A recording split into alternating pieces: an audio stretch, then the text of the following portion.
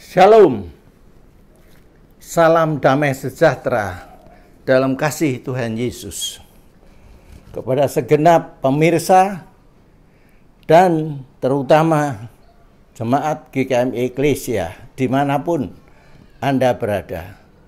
Salam sehat. Natal identik dengan damai dan terang, sehingga Desember sebagai bulan Natal disebut juga sebagai bulan yang penuh dengan damai dan terang. Itulah sebabnya juga pohon Natal disebut sebagai pohon terang. Tetapi bagaimana kenyataannya? Bukankah saat ini kita masih diliputi oleh kekhawatiran, ketakutan, khususnya adanya isu tentang COVID-19 varian baru yang sekarang ini sedang muncul di banyak negara, yang berasal dari Afrika Selatan tetapi dalam waktu singkat sudah mencapai 45 negara. Dikatakan bahwa varian baru yang disebut Omicron ini penyebarannya sampai 5 kali lipat dari varian yang sudah-sudah. Nah, diisukan juga bahwa ini sudah mendekati negara kita, sudah sampai ke negara tetangga kita. Nah, saudara-saudara, inilah yang menyebabkan bahwa kita di Indonesia masih diliputi oleh ketakutan dan kekhawatiran, seperti ada ancaman baru. Tetapi bukankah ini suatu keanehan?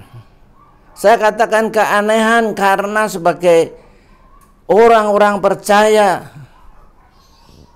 yang seharusnya kita menghadapi bulan Natal atau perayaan Natal dengan hati yang damai, dengan hati yang tenang, dan juga suasana yang terang, tetapi harus diliputi oleh kegelisahan dan kegamangan.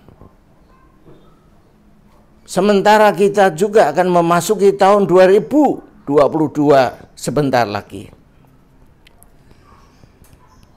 Nah, saudara-saudara yang dikasihi oleh Tuhan Yesus, memang sebentar lagi kita akan memperingati hari Natal sebagai hari kelahiran Tuhan Yesus Kristus, Immanuel, Allah beserta dengan kita. Sang terang dunia itu telah datang ke dunia. Nah, bukankah Tuhan Yesus sendiri juga berkata, "Akulah terang dunia." Di dalam Yohanes pasal yang ke-8 ayat yang ke-12 dia berkata demikian. Yohanes 8 ayat yang ke-12. Maka Yesus berkata pula kepada orang banyak, katanya, "Akulah terang dunia. Barang siapa mengikut aku, ia tidak akan berjalan dalam kegelapan, melainkan ia akan mempunyai terang hidup itu." Dan ini pun disaksikan oleh Rasul Yohanes ketika dia mengatakan dalam Injil Yohanes pasal 1 ayat yang ke-4 dan ke-5. Dalam dia, dalam Yesus ada hidup, dan hidup itu adalah terang manusia. Terang itu bercahaya di dalam kegelapan, dan kegelapan itu tidak menguasainya. Bahkan sebaliknya, terang itulah yang menguasai kegelapan. Karena itu, saudara-saudaraku yang dikasihi oleh Tuhan Yesus, marilah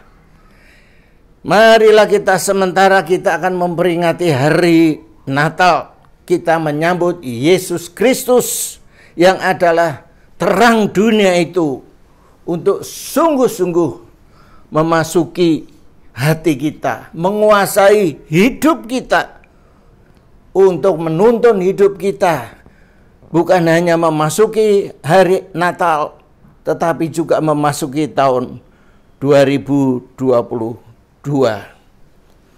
Melalui terang hidup yang ada di dalam hati kita, di dalam hidup kita, maka terang itu akan menuntun kita dalam terang dan kebenaran.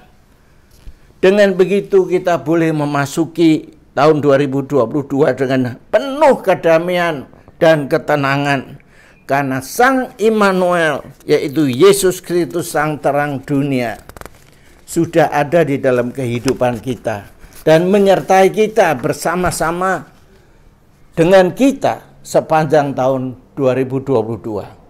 Ebenezer, sampai di sini Tuhan menyertai kita. Selamat hari Minggu, selamat beribadah.